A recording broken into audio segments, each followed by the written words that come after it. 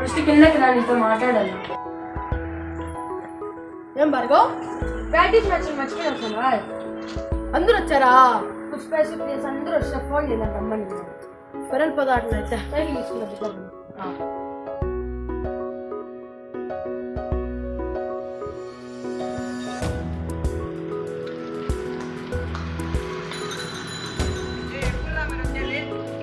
Sorry మచ్చా, late అయిపోయింది. సరే పో.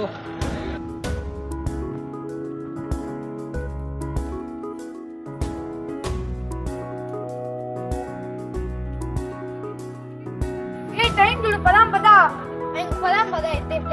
Cycle the.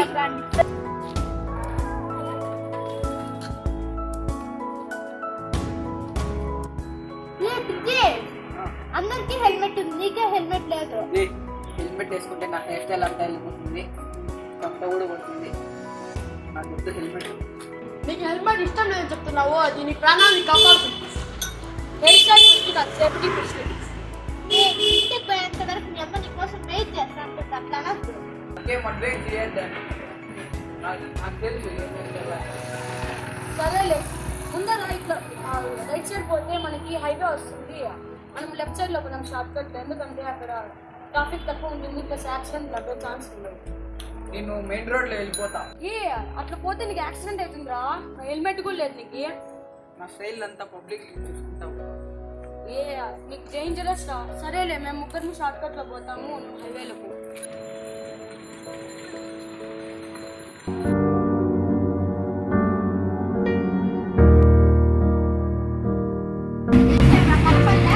ఏమో రాత్రి వెళ్ళిన తర్వాత ఏమో నాకు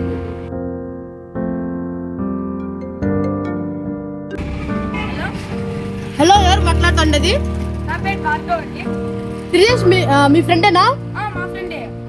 మీ ఫ్రెండ్ తిజేష్ కి యాక్సిడెంట్ అయింది రాత్రి నైట్ లో. అవునా? ఎలాగా? హైవేలో ఫుల్ స్పీడ్ లో పోయినాడు హెల్మెట్ లేకుండా. సరే అండి, థ్యాంక్స్.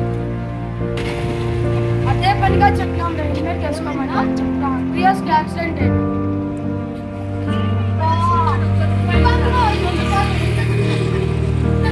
సరే హాస్పిటల్